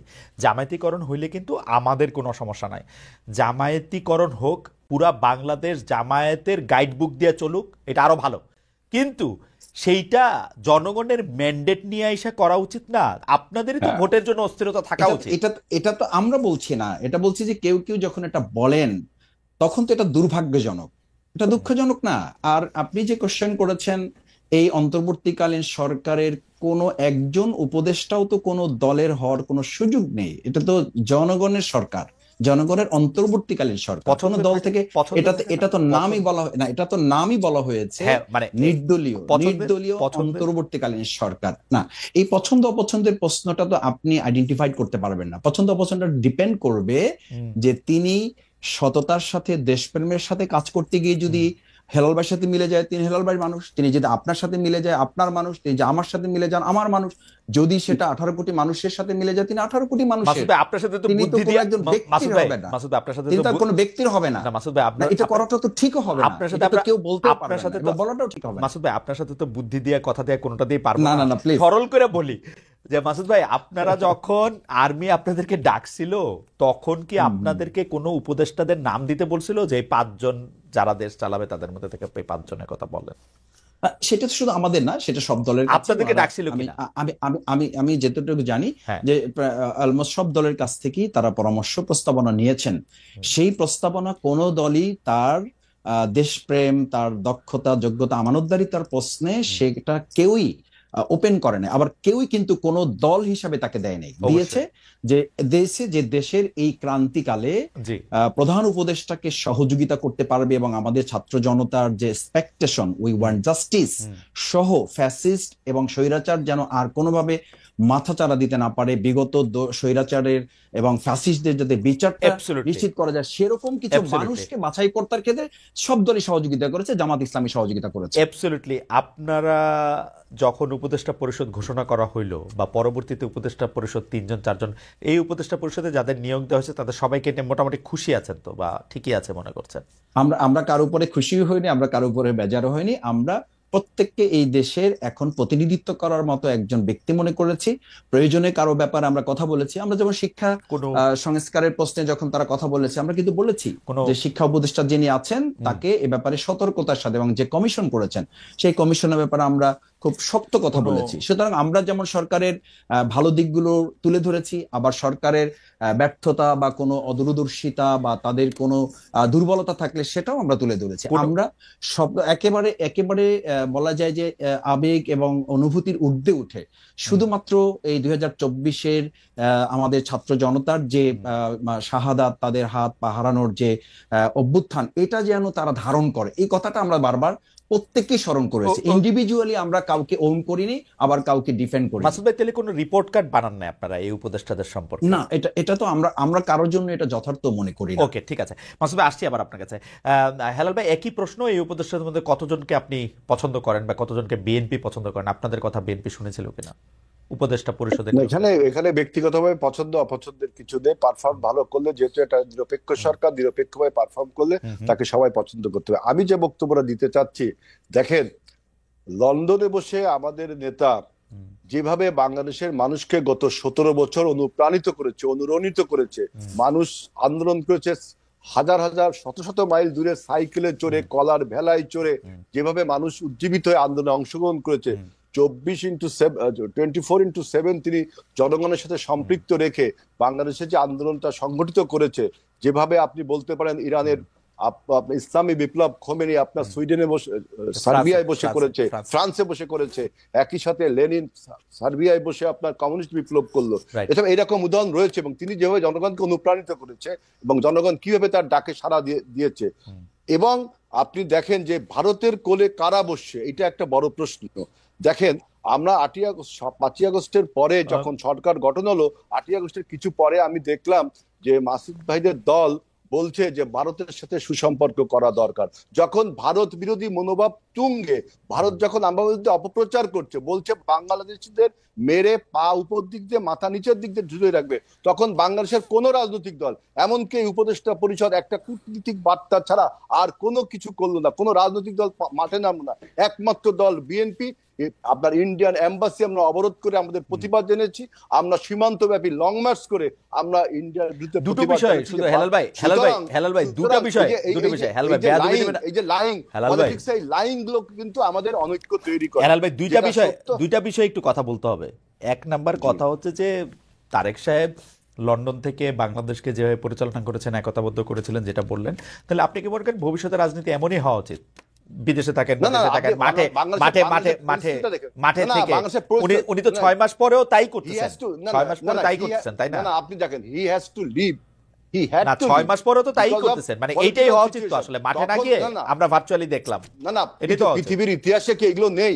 আছে, মানে এইটাই থাকা উচিত কিনা আমি সেটা বলতেছি, ভবিষ্যতে তাই হওয়া উচিত কিনা, ভবিষ্যতে তাই হওয়া উচিত কিনা। মাফিয়া না, যদি বাংলাদেশে মাফিয়া সরকার থাকে, তারপরে আরো 6 মাস গেছে ভাই, তারপর আরো 6 মাস গেছে ভাই, আপনি তারপরে 6 মাস গেছে। বাংলাদেশ কি আপনি মনে করেন এখনো স্থিতিশীল রয়েছে? বাংলাদেশ কি এখনো নিরাপত্তার মধ্যে রয়েছে? শুধু স্থিতিশীল হওয়ার পরেই উনি আসবেন? না, বাংলাদেশ কি এখনো নিরাপত্তার মধ্যে রয়েছে? না, মানে বাংলাদেশে যদি নিরাপত্তা প্রতিষ্ঠিত হয় তাহলেই উনি শুধু আসবেন? না, আপনি পৃথিবীর ইতিহাসে দেখেন, অ্যাঙ্গোলার স্বাধীনতা যুদ্ধে যে নেতা ছিল, সে স্বাধীনতার কতদিন পরে দেশে গেছে? আমি অ্যাঙ্গোলার কথা জানি না, আমি অ্যাঙ্গোলার কথা জানি না, অ্যাঙ্গোলার কথা জানি না। অ্যাঙ্গোলাটা খুঁজে বাইর করছেন, ভালো বাইর করছেন ভাই, পরে শিখাই দেন এটা অন্য সময় কমুনে। এখন বক্তব্য হলো যে বাংলাদেশে এখন যে সরকার, সেই সরকারের তো আপনার স্ট্রেংথ নেই যে একটা লোককে সিকিউরিটি দেওয়ার মতো। আপনার বাংলাদেশে এখনো প্রতিবেশী রাষ্ট্রের ব্রেন, না আপনি দেখেন প্রতিবেশী রাষ্ট্রের ব্রেন চাইল্ডরা বাংলাদেশে রয়ে গেছে, এমনকি প্রতিবেশী রাষ্ট্রের ব্রেন চাইল্ডরা রয়ে গেছে এখন। এবং কিভাবে বোঝা যাবে যে ব্রেন চাইল্ডরা চলে গেছে? ব্রেন চাইল্ডরা চলে গেছে কিভাবে বোঝা যাবে? আপনি দেখেন, বাংলাদেশে যদি একটা আপনার এখনো পরাজিত শক্তি, মাফিয়া শক্তির যারা প্রশাসনে ছিল, পুলিশে ছিল, তারা এখনো বীর দর্পে বিভিন্ন আপনার প্রশাসনে রয়ে গেছে। এমন একটা অবস্থার সৃষ্টি হয়েছে বাংলাদেশের আইন শৃঙ্খলার পরিস্থিতির যে অবনতি হয়েছে এই সরকার। আমি আর কথা বলতে চাই না, অ্যাঙ্গোলার উদাহরণটা দেখে নিব না, এটা নিয়ে আর কথা বলতে চাই না। আমি আপনার একটু বলি, ভারত নিয়ে কিন্তু বিএনপির অবস্থান আমি সবসময় ডুবিয়াস দেখি। আপনার মনে থাকবে 2001 সালে, আমি শুধু 2001 সালে বলি, 2001 সালে ভারত ক্ষমতা আসার পরে প্রথম বলতে শুরু করেছিল যে বিবিআনার গ্যাস, বিএনপি বলতে শুরু করেছিল যে বিবিআনার গ্যাস সে পুরোটা দিল্লিতে রপ্তানি করতে চায়। সাইফুর রহমান বলেছিল মাটির তলে গ্যাস রেখে লাভ কি? আপনারা টাটাকে চিটংয়ে স্টিল মিল করার দিতে চেয়েছিলেন, একই রকম টাকা একটা দেওয়ার ক্ষেত্রে আপনারা ভারতের কথায় তাইওয়ানকে স্বীকৃতি দিয়েছিলেন। মানে বিএনপির কিন্তু বোঝা যায় না ভারত নিয়ে আসলে। না, তাইওয়ানের সাথে ভারতের সম্পর্ক ওইটা অন্য জিনিস, সবকিছু নিয়ে সবকিছু সম্পর্কে আপনি জানেন। বিবিআনের গ্যাস বলেন আর আমাদের মাটির তলের গ্যাস, শেষ পর্যন্ত কি বাংলাদেশ ভারতের কাছে গ্যাস দিতে পারে নাই তো? কারণ শেখ হাসিনা জামাত ইসলামী দুইটাই আন্দোলন করছিল, বামদের নেতৃত্বে শেখ হাসিনা আর জামাত ইসলামী আলাদা না, এই গ্যাস দেওয়ার ব্যাপারে গ্যাস দেওয়ার ব্যাপারে আলাদা আলাদা আন্দোলন করছে? তাইলে হাসিনা যখন গ্যাস বিক্রি করলো তখন তারা আন্দোলনটা করলো না কেন? হাসিনা কোথায় গ্যাস বিক্রি করছে? হাসিনা কোথায় গ্যাস হাসিনা গ্যাস বিক্রি গ্যাস বিক্রি করছে কোথায়? এইবার 2016 সালে হাসিনা গ্যাস বিক্রি করেছে ভারতের কাছে, গ্যাস বিক্রি করেছে কোথায়? ভারতের কাছে গ্যাস বিক্রি করেছে। আপনি আবার যুক্তিগুলো পড়েন, আপনি অতীতের ইতিহাস আমি আজকে বলে গেলাম, আপনি দেখেন কোথায় ভারতের কাছে। ও জামাত ইসলামী তো তখন আপনাদের লগে ছিল আর না, জামাত ইসলাম আন্দোলন করে নাই, ঠিক বলছেন। কিন্তু আপনারা গ্যাস দিতে চাইছিলেন, পুরা বিবিয়ানা দিল্লিতে চলে যাবে সরাসরি। সেটা তো আপনি চাইছিলেন, আমরা কি দিয়েছি? না, রক্ত দিয়ে ঠেকানো হয়েছে, এটা রক্ত দিয়ে 4 দিন হরতাল লাগছে রে ভাই। না ভাই, এটা কিন্তু তখন জামাত বা আওয়ামী লীগ না, জামাত তখন আপনাকে লগেই, জামাত তো আপনাকে মন্ত্রী। আওয়ামী লীগ এবং বামরা তেল গ্যাস বিদ্যুৎ বন্ধ রক্ষা কমিটি না, তখন আমরা কোন ভারতের কাছে আমরা গ্যাস বিক্রি করিনি, একমাত্র দল আওয়ামী লীগ গ্যাস বিক্রি করেছে। এই তথ্য আপনি দেখে নিন যে একমাত্র দল আওয়ামী লীগ যারা গ্যাস বিক্রি করেছে। আওয়ামী লীগের গ্যাস বিক্রির কথা আমি জানি না, আওয়ামী লীগ আর অ্যাঙ্গোলার কিচ্ছাটা আপনি আমাদের দিয়েন, আমি এটার মধ্যে আলাদা করে দেখব না। আর আমি একটু আবার মাসুদ ভাইয়ের কাছে যাই। মাসুদ ভাই, ডক্টর মোহাম্মদ ইউনূসকে এই অন্তর্বর্তীকালীন সরকারের প্রধান করার ব্যাপারে কি আপনাদের প্রস্তাব ছিল, আপনাদের এক ঐক্যমত ছিল, নাকি এটা কি ছিল আসলে? মানে আপনারা ডক্টর মোহাম্মদ ইউনূস যে অন্তর্বর্তীকালীন সরকার প্রধান হবেন, এটার ব্যাপারে আপনারা হোয়াট ডিড ইউ ডু? দুটো বিষয় একটু সংযুক্ত করে নেই। সেটা হচ্ছে যে আমাদের বলা হয়েছে যে আমরা একটাকে বলা হয়েছে ভারতে পালিয়েছে আর একটা পরাজিত শক্তি। তো এই জায়গায় আসলে আমাদের ক্লিয়ারেন্সটা থাকা প্রয়োজন যে বাংলাদেশের মানুষের কাছে কিন্তু বিষয়টা খুব পরিষ্কার। এটা নিয়ে এখন আর ধোঁয়াশা তৈরি যে বা যারাই করবেন, এই বিতর্কের জায়গাটা 2024-এ জুলাই আগস্টের মাধ্যমে আরো বেশি পরিষ্কার হয়েছে যে অতীতের বিষয়গুলোকে আর বেশি টানাটানি না করে বর্তমান এবং ভবিষ্যৎকে ধারণ করে এগিয়ে যাওয়াটার মধ্যেই আমাদের কল্যাণ। আমার মনে হয় সেই জায়গাটা পিছনে ফিরে ফিরে বারবার যখন আমাদের আর কোনো রেকর্ড বাজাবার সুযোগ নেই, আমাদের যারা মন্ত্রী ছিলেন, আমাদের যারা সংসদ সদস্য ছিলেন, ইভেন দো আমাদের যারা রাজনীতিতে ফাঁসির মঞ্চে গিয়েছেন, কোনো অন্যায়ের কাছে আপোষ করেন নাই, তাদের কোনো ভিডিও পাওয়া যাবে না, রেকর্ড পাওয়া যাবে না, অডিও কল পাওয়া যাবে না, অথচ এরকম ভিডিও কল পাওয়া যাবে বা অডিও বার্তা পাওয়া যাবে। সেরকম বিষয়গুলোকে সামনে রেখে তো এখন জনগণ ভাবছে যে আবার একদল ভারতের অনুকম্পা নিয়ে 16 বছর থাকার চেষ্টা করেছে, অঙ্গরাজ্য বানিয়েছে, ইলিশ মাছ আমরা খেতে পারিনি তাদেরকে পাঠানো হয়েছে। আবার এখন ঠিক একই কথা বলে জামাত ইসলামীকে ওই সময় যেমন দাবিয়ে রাখার চেষ্টা করা হয়েছে, বিতর্কিত করার চেষ্টা করা হয়েছে, জনগণ থেকে আলাদা করার চেষ্টা করা হয়েছে। ঠিক একই কথা যখন যদি আমি বলি, তাহলে আমাকেও তো জনগণ ধরে নিবে যে আমি বোধহয় সেই একই পন্থা অবলম্বন করে আবার বাংলাদেশকে ওই একই রাষ্ট্রের করদরাজ্যে বা অঙ্গরাজ্যে বা তাদের অনুকম্পা নিয়ে বোধহয় আমরা আবার ক্ষমতায় যাওয়ার একটা ষড়যন্ত্র বা একটা পরিকল্পনা আমরা করছি। এটা যথার্থ হবে না এবং এই জায়গাটা দেশের জন্য কল্যাণ হবে না, সেটা আমাদের সকলেরই স্মরণে রাখা প্রয়োজন। দ্বিতীয় হচ্ছে যে আমাদের শ্রদ্ধেয় প্রধান উপদেষ্টা, আমার এখানে একটু ছোট করে জানতে চাওয়া আছে, আপনাদের যে মানে করদরাজ্যে পরিণত হওয়া আরেকটা দেশে, সেটা কি শুধু আওয়ামী লীগের এগেনস্টেই বলেন নাকি বিএনপির এগেনস্টেও বলেন? বিএনপিও ক্ষমতায় আসলে করদরাজ্যই হয়। এবং আপনাদের এই বয়ান কখনোই চেঞ্জ হয় না। 1971 সাল ছিল ভারতীয় ষড়যন্ত্রের তৈরি একটা কাহিনী, ওই ভারতীয় ষড়যন্ত্র, ওই ভারত বিরোধিতা, আপনারা এটা পপুলিস্ট জায়গা থেকে এই ব্যাপারটা বলতেই থাকেন। এবং না, এটা ঠিকই আছে, এটা বলতে হবে আমাদের, এবং এটা করে কিন্তু আপনারা মুক্তিযুদ্ধের বিতর্কিত করেন, কিন্তু আপনারা কিন্তু প্রতি মুহূর্তে মুক্তিযুদ্ধকে ছোট করেন, প্রতি মুহূর্তে 1971 সালকে অস্বীকার করেন, প্রতিটা মুহূর্তে আপনারা করতে থাকেন। এটা তো সত্য ঘটনা, এটা তো সত্য এবং আপনাদের সত্য আর অন্য সত্য তো আলাদা হইতে পারে। না, এটা আলাদা সত্য না, এই সত্যটা আমাদের মেজর জলিল উনিও বলে গেছেন। এখন দেখেন, মতিউর রহমান রেন্টুর লেখা একসময় পড়া হতো না, এখন তো সবাই পড়ছেন, জানছেন। কর্নেল রশিদ সাহেবের লাইফটাকে যদি ধারণ করা যায়, তাহলে ইতিহাসের যে অংশগুলো তিনি তুলে ধরেছেন, এগুলোকে তো কেউ চ্যালেঞ্জ করছে না। আমি হাইডসাইড একটা কথা বলি, মানে 1971 সালে যদি জামায়াতের অবস্থা, মানে জামাত যেটা চাইছিল সেটা যদি সফল হইতো, তাহলে কি হইতো আসলে? মানে ভারত এই ষড়যন্ত্র করে আর কিছু করতো, এতটা বাংলাদেশ স্বাধীন হতো না। এই তো স্বাধীন হতো, বাংলাদেশ স্বাধীন হতো, বাংলাদেশ ভারতের সাহায্য ছাড়াও স্বাধীন হতো, অবশ্যই স্বাধীন হতো। এই দেশ স্বাধীন হয়েছে না ভারতের বিরুদ্ধে লড়াই করে। আমি বলেছি 2024-এর আমাদের যে ছেলেরা, জনতা, ছাত্র, শিক্ষার্থী, মা বোনেরা এই আধিপত্যবাদের মানে বিরুদ্ধে আপনি লড়াই করে আপনি সেদিন তো আপনারা এই একটা কথাটা সরকারের বলেন, বিরুদ্ধে লড়াই আপনারা করেন। এই কথাটা রাজনৈতিক বক্তৃতায় বলেন, ঠিক আছে মাসুদ ভাই, আপনি যদি এখন না না 2024-এ এটা বলেন যে এটা ভারত থেকে এটা স্বাধীন এটা হয়েছে বাংলাদেশ, আমরা আমরা খুব সিনসিয়ারলি বলি, এটা আমরা খুব সিনসিয়ারলি বলি, ভারত থেকে খুব স্বাধীন হয়েছে সিনসিয়ারলি বলি। এবং বাংলাদেশ, এদেশে আমাদের দেখেন ঢাকা বিশ্ববিদ্যালয়ে কি স্লোগান হয়েছিল, দিল্লি না ঢাকা। কেন এই স্লোগান হয়েছিল? হয়েছে এই এই জন্য স্লোগান যে আপনারা দিছেন আমাদের রে ভাই, দেশের, না আপনারা না না, এটা এই আমরা স্লোগান দেই। আপনারা দিছেন। দিল্লি তাহলে না তো ঢাকা এদেশের স্লোগান 18 ছিল না এখানের মধ্যে, দিল্লি না তাহলে স্লোগান তো আপনাদের পুশ করা স্লোগান। এই স্লোগানের না মধ্যে না না কোটানা মেধা ছিল, এই স্লোগানের তাহলে মধ্যে হাসিনার পতন ছিল, এইটার মধ্যে থেকে আমাদের ভোট দেওয়ার কথা ছিল, অনেক কিছু ছিল। আপনারা দিল্লি না তাহলে তো ঢাকাটা 18 এই বয়ান আপনারা সামনে আনতেছেন, কারণ হচ্ছে যে আপনারা এইটাই মনে করেন, আপনি মনে করেন যে বাংলাদেশ স্বাধীন হওয়া ভুল হয়েছে, আপনি মনে করেন না বাংলাদেশ না স্বাধীন হইতে পারলে আমি ভালো হতো। স্বাধীন হওয়া ভুল হয়েছে এটা 71-এর বলি না, পজিশন আপনি আমরা চেঞ্জ বলি করেন না রে ভাই, না না 71-এর চেঞ্জ পজিশনেই করেছি আছেন আমরা, আপনি, আমরা চেঞ্জ করার তো পজিশনেই দরকার নেই, আছেন। আমরা যেটা আপনি করেছি পড়েন, সেটা ঠিক রেখেছি, পড়েন সংগ্রাম ইত্তেফাকে আমরা তো আপনাদের সেটা ঠিক বক্তব্য যেটা রেখেছি। ছাপা হয়েছে ওইটাতেই আছেন আপনারা, হ্যাঁ পড়েছি যে ওখানে আমাদের যেটা করেছি অ্যাবসলিউটলি সেটা ওই জায়গার হচ্ছে যে মধ্যেই আছেন, এইরকম ষড়যন্ত্রমূলক একটা স্বাধীনতা আমাদের দেশের মানুষের প্রয়োজন ছিল না, এবং অ্যাবসলিউটলি সেই প্রয়োজনটা এখনো যে নাই, ছিল না এখনো এটা নাই। এটা আমরা তখন বুঝেছি। আর এটা অনেকের বুঝতে 53 বছর লেগেছে খালিদ হুম, ভাই, হুম। 53 বছর লেগেছে।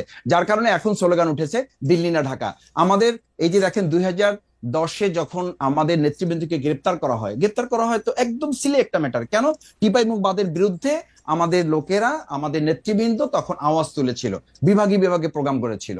ঠিক একইভাবে এই জন্য আমি মনে করি যে আমাদের ভারত ইস্যুটা আপনি কখনোই এটাকে সাইড করতে পারবেন না এই জন্য যে হয় তাদের বন্ধু হতে হবে, না হলে তাদেরকে শত্রুতামূলক যে আচরণ তাদের, এটা ঠিক করে তো আপনাকে এটা ফেস করার জন্য আপনাকে এই দেশের জনগণকে তো প্রস্তুত রাখতে হবে। এটা হয়েছে না, দেখেন আপনি সীমান্তে এখন আমাদের কাস্তেওয়ালারা, মানে আমাদের সম্মানিত এবং প্রিয় কৃষকেরা হাতে কাস্তে নিয়ে তারা সীমান্ত রক্ষার জন্য আমাদের বিজিবির ভাইদের সাথে তারা অংশগ্রহণ করছে। আপনি ঝিনাইদহে এখন অলরেডি আমাদের না না এটা এটা ঝিনাইদহে এটা already এটা আমাদের এটা এটা আপনি ইন্টারন্যাশনালি এটা বললেন না, এটা আমাদের জন্য খুব গর্বের ব্যাপার না না যে আমাদের বিএসএফ এর ভাইদের সাথে কারো কাস্তে নিয়ে এটাতে দাঁড়ায় থাকতে হয়। না দিস ইজ দাঁড়াবে নট দি না কেন? কেস, আমাদের দেশের দিস ইজ জনগণ নট দি কেস। আমাদের দেশের আমি আপনাকে বলি, আমি বাংলাদেশের পররাষ্ট্রমন্ত্রী, সাবেক পররাষ্ট্রমন্ত্রীর ইন্টারভিউ করছিলাম সেই সময়, বাংলাদেশের আওয়ামী লীগের আমলে এই মোমেন সাহেব ছিল, আওয়ামী লীগের আমলের থেকে ঢুকে ডয়েচে ওয়েলের হয়ে তো কি দুইজনকে মেরে ফেলছে নাকি একজনকে মেরে ফেলছে, আমাদের পররাষ্ট্রমন্ত্রী বলছিল ওরা বাহাদুরি দেখাইতে আসছিল, ওদেরকে দেখাই দিছি। দিস ইজ নট দি, মানে এটা তো কূটনীতিক কথা হইতে পারে না যে বিএসএফ এর সাথে কাছে নিয়ে পুলিশ যাবে এখন, মানে কৃষক এটা যাবে। পররাষ্ট্রনীতি, এটা দেশপ্রেমের তো একটা বড় চেতনার দায় না? আপনাকে এটা আপনাকে মাথায় রাখতে হবে যে শুধুমাত্র সেনাবাহিনী, শুধুমাত্র সামরিক বাহিনী অথবা বাহিনীর সদস্যদের উপর ভিত্তি করে বাংলাদেশ সেই 71-ও তো স্বাধীন হয় নাই, 24-এও তো আমাদের শুধু প্রশাসনকে মোকাবেলা করে না, আমরা প্রশাসন, সরকার এবং একটা আধিপত্যবাদকে মোকাবেলা করে তাদেরকে উৎখাত করা হয়েছে। সুতরাং এটা তো গর্বেরই ব্যাপার, এটা ধারণ করার ব্যাপার। সেই জায়গায় আপনি যে কোশ্চেনটা করেছেন প্রফেসর ডক্টর মোহাম্মদ ইউনূসকে প্রধান উপদেষ্টা করার প্রশ্নে মূলত ছাত্রদের দাবি ছিল, ছাত্রদের দাবি ছিল এবং অন্যান্য পার্টিগুলোর সাথেও বাংলাদেশ জামাত ইসলামের যতটুকু আলাপ আলোচনা তখন ছিল, আপনারা জানেন যে আলোচনার ভিত্তিতেই যখন এটা আলোচনা এসছে ওই সময় প্রফেসর ডক্টর ইউনূস সাহেবকে সামনে রেখে এই কাজটা করলে বাংলাদেশের তাৎক্ষণিক স্থিতিশীলতাটাকে ধরে রাখা অপেক্ষাকৃত আমাদের জন্য মনে হয়েছে এটা যৌক্তিক, সেই জায়গাটা বাংলাদেশ জামাত ইসলামী ধারণ করেছে।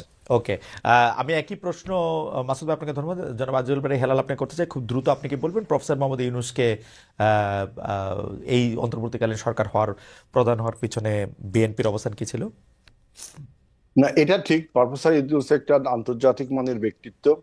এরকম একটি ট্রানজিশনাল পিরিয়ড, এরকম একটি গণ অভ্যুত্থানের পরে তার মতো একজন ব্যক্তিত্বকেই প্রধান উপদেষ্টা হিসেবে জনগণ, বিএনপি সবাই আর কি মেনে নিয়েছিল।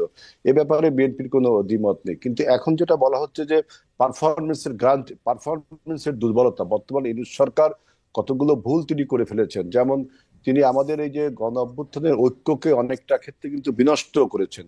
যেমন তিনি যখন বললেন তার নিয়োগকর্তা ছাত্ররা একটা শ্রেণীকে তিনি হাইলাইট করলেন, তখন এই আন্দোলনে সবাই, আমরা বলছি, মাসুদও বলছে, আমিও বলছি, সবাই আমরা অংশগ্রহণ করেছি। সেখানে একটি শ্রেণীকে বিশেষভাবে হাইলাইট করা, তারপরে যখন বলে যে এই আন্দোলনের মাস্টার মাইন্ড অমুক, তখন কিন্তু আমাদের সমস্যাগুলো হয়। এবং তিনি এই উপদেষ্টা কেন পরিষদ, সমস্যা হয় ভাই? কেন?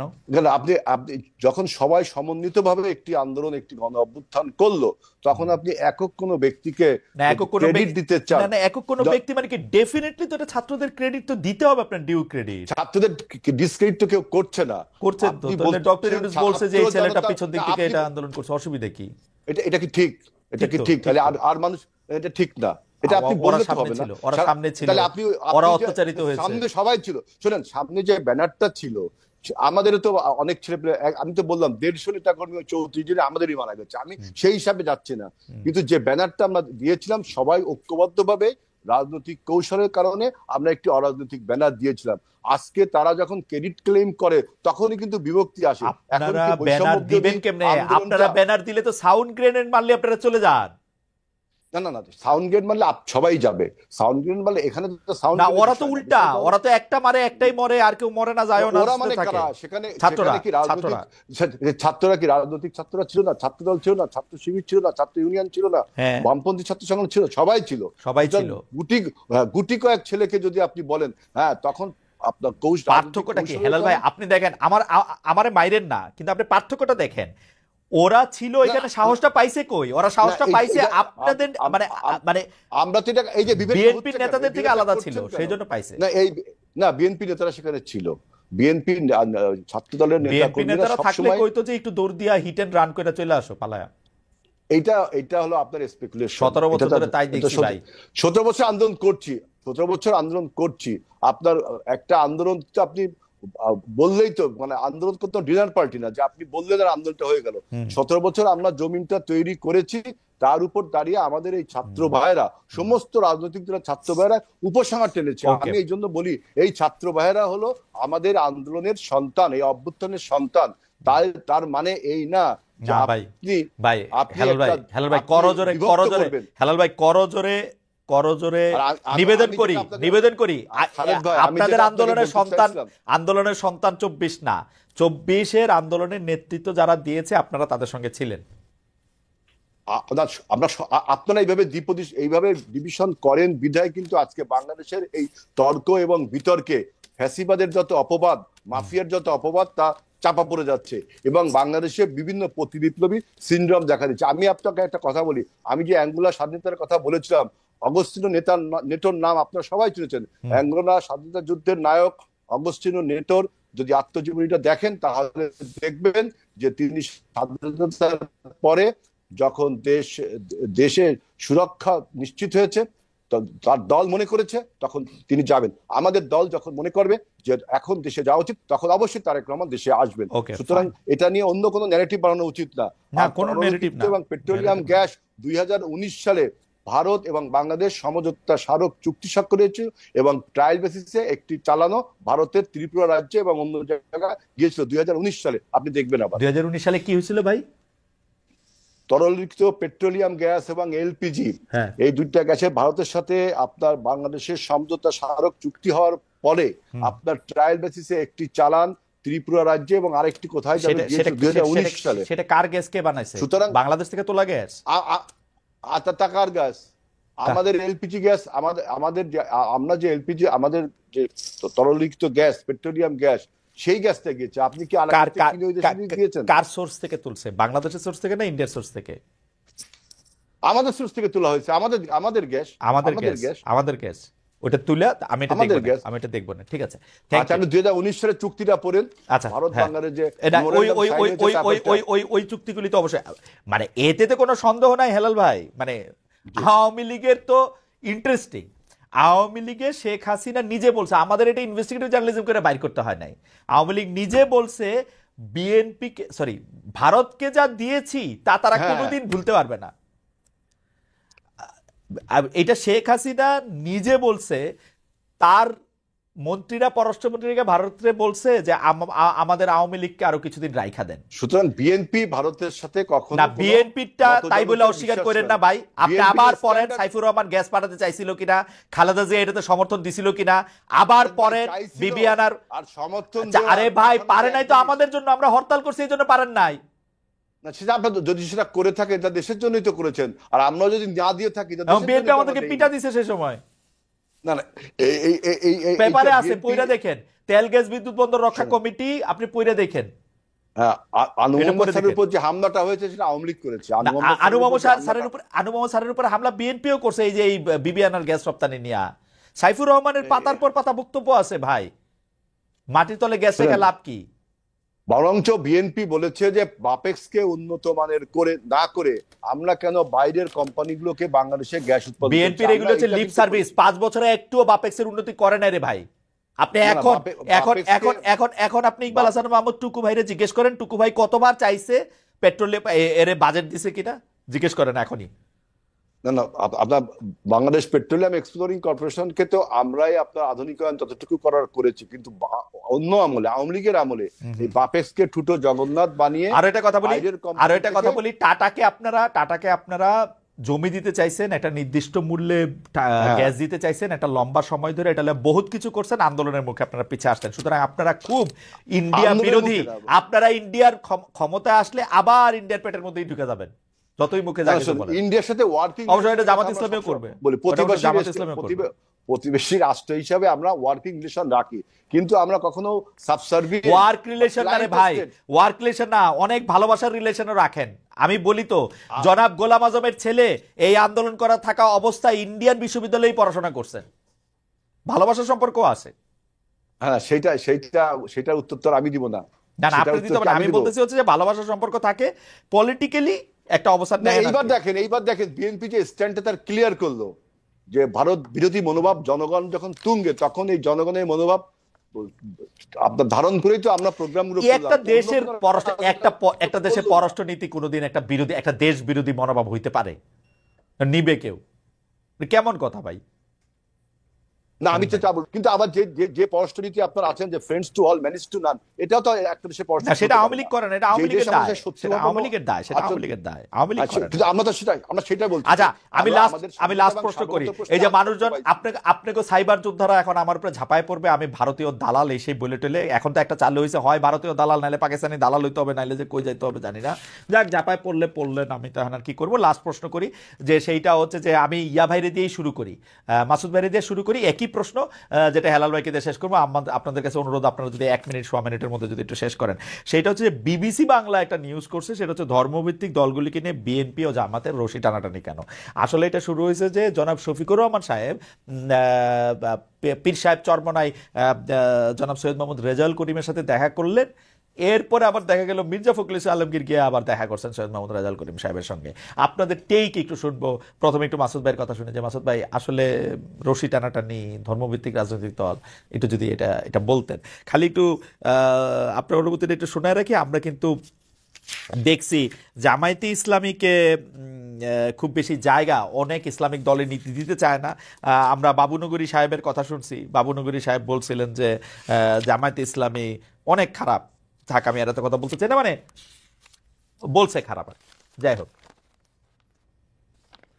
আমাদের খারাপ বলাটা, ভালো বলাটা তো একজন মানুষের তার গণতান্ত্রিক অধিকার। এটাকে আমরা সবসময় বলি যে আমাদেরকে যারা পর্যবেক্ষণ করেন, কোনো পরামর্শ পর্যালোচনা দেন, সেটাকে আমরা একজন শুভাকাঙ্ক্ষী হিসাবেই ধরে নিই। আমাদের কোনো সংশোধনের সুযোগ থাকলে সেটা আমরা সংশোধন করি। সেই জায়গায় আমি মনে করি এখন বর্তমান সময় যেটা হয়েছে, যে আমরা এখন দেখছি যে বর্তমান সময় বিএনপি পক্ষ থেকে এখন ধর্মকে একটা প্রধান শত্রুতে পরিণত করা হয়েছে। আলেমদের ব্যাপারে কথা বলা শুরু হয়েছে, ইসলামকে টার্গেট করা হয়েছে।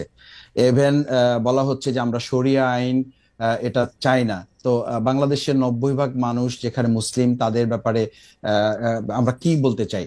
জামাতকে টার্গেট করে এখন কথা বলার চেষ্টা করা হচ্ছে, প্রধান হাতিয়ার বানানো হচ্ছে আবার সেই 1971 সালকে, আবার সম্পদ বানানো হচ্ছে আমাদের সেই সংবিধানকে, রাষ্ট্রপতিকে আমরা রাখতে চাই, আমরা নির্বাচন ছাড়া আর কোনো কথা বলতে চাই না। অথচ দেখেন সিরিয়ায় বাশার আল আসাদের দল নিষিদ্ধ করা হয়েছে, তাদের বাশার আল আসাদের সংবিধানকে সরাসরি সেখানে নিষিদ্ধ করা হয়েছে, সিকিউরিটি যে ফোর্স তাদেরকে বিলুপ্ত করা হয়েছে, আহমদ সারা এখন সেখানকার দায়িত্ব নিয়েছে। তো এই যে একটা দেশে পতনের পর এই জিনিসগুলোকে আমরা এখন বিরোধিতা করছি, আসলে কি টার্গেটে করছি? এই যে ধর্মকে, ইসলামকে ব্যবহার করার প্রকৃতি বা এদের বিরুদ্ধে কথা বলা, আলেমদের ব্যাপারে একজন বলছেন যে একদল খেয়েছে আর একদল খাওয়ার জন্য রেডি হয়েছে, তাতে আমি উত্তেজিত উত্তেজিত হব কেন? আমি উত্তেজিত হলে তো এটা আমি আরো স্পেসিফিক করে ফেললাম, জায়গাটা অসুন্দর হয়ে যাচ্ছে না? সেই জায়গায় বাংলাদেশ জামাত ইসলামী আমির ডক্টর শফিকুর রহমান, আমিও সেই প্রোগ্রামে গিয়েছিলাম বরিশালে। ওনার বেসিক্যালি একটা কর্মী সম্মেলন ছিল। সেই সম্মেলনটার এতই কাছে যে চরমোনাইয়ের ইয়াটা মানে ওনাদের মার্কাজটা বা ওনাদের মাদ্রাসাটা, উনি সেখানে চা খাওয়ার দাওয়াত পেয়েছেন, দাওয়াত নিয়েছেন, সেখানে গিয়েছেন এবং সেখানে বেসিক্যালি শুধু সৌজন্য একটা সাক্ষাৎ হয়েছে, আর কিছুই না। আমি একদম কাছে থেকে দেখার সুযোগ হয়েছে, জানার সুযোগ হয়েছে।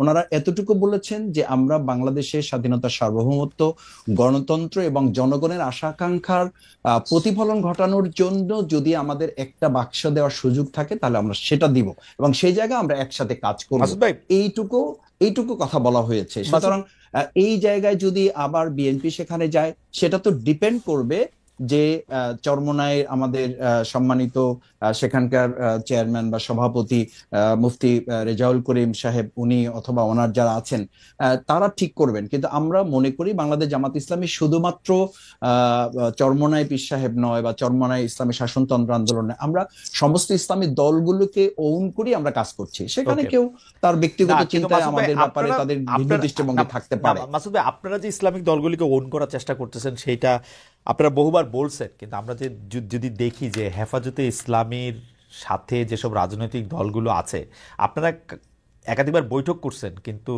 সেইটা তো আসলে হয় নাই। আমি আপনাদেরকে ধন্যবাদ দিয়ে আমি শুধু দর্শকদের উদ্দেশ্যে দুইটা লাইন পড়াতে চাই এবং তারপরে আমি হেলাল ভাইয়ের কাছে যেতে চাই যে জামায়াতে ইসলামী সম্পর্কে আমির আল্লামা মহিবুল্লাহ বাবুনগরী মানে মাওলানা হোসেন আহমদ মাদানির উদ্ধৃতি দিয়ে বলেছেন, জামায়াতে ইসলামী সকল ভ্রান্ত ফেরকাসমূহের মধ্যে নিকৃষ্ট দল। তারা কাদিয়ানি সম্প্রদায় থেকেও নিকৃষ্ট, কেননা জামাতে ইসলামের দ্বারা ইসলামের যে ক্ষতি হয়েছে কাদিয়ানিদের দ্বারাও সে ক্ষতি হয়নি। আমরা জামাতে ইসলামকে ইসলামী দল মনে করি না। জামাতে ইসলাম মদিনার ইসলাম চায় না, তারা মওদুদির ইসলাম প্রতিষ্ঠা করতে চায়। আপনাদেরকে নিয়ে ইসলামী দলগুলোর এরকম ভাবনা আমরা আসলে গত 30 বছর 35 বছর আমরা দেখে আসছি। আপনি কি একটা লাইন বলবেন, তাহলে আমরা একটু হেলাল ভাইয়ের কাছে যাই যে ইসলামী দলগুলো তো আপনাদের অবিশ্বাস করে আসলে। না খালেদা, এখানে হয়েছে কি, আমাদের শ্রদ্ধেয় ওলামায়ে কেরামগণ বাংলাদেশ জামাত ইসলামীর ব্যাপারে যে দৃষ্টিভঙ্গি পোষণ করেন দুই একটা বিষয়, সেই বিষয় নিয়ে ওনাদের সাথে আমাদের আলাপ আলোচনা হচ্ছে, ওনারাও আলাপ আলোচনা করছেন। আমরা যেটা ফিল করি বা ওনারাও যেটা এখন বলছেন, এই জায়গাটা একটা ভালো জায়গায় এসে পৌঁছেছে যে দর্শনগত দিক থেকে অথবা আকিগতগত দিক থেকে একটা জায়গা আমাদের আলোচনা চলমান থাকবে। এবং আমরা তো গণতন্ত্রে এই সৌন্দর্যটা তো থাকারই কথা না? বিএনপির মধ্যে বিএনপি জামাতের সাথে এই দর্শনগত পার্থক্য আছে না? আছে। তো ইসলামী দলগুলোর মধ্যে এই পার্থক্যের সৌন্দর্যটাকে আমরা নেতিবাচক ভাবে নিব কেন? আমাদের কোনো কারেকশন থাকলে আমরা তো বলি না যে আমরা সমস্ত কারেকশনের ঊর্ধ্বে উঠে গেছি। সেই জায়গায় আমাদেরকে যদি কেউ কারেকশনের জন্য কোনো কিছু বলে, এটাকে ধারণ করি রাজনৈতিক ভাবে একটা সমঝোতা।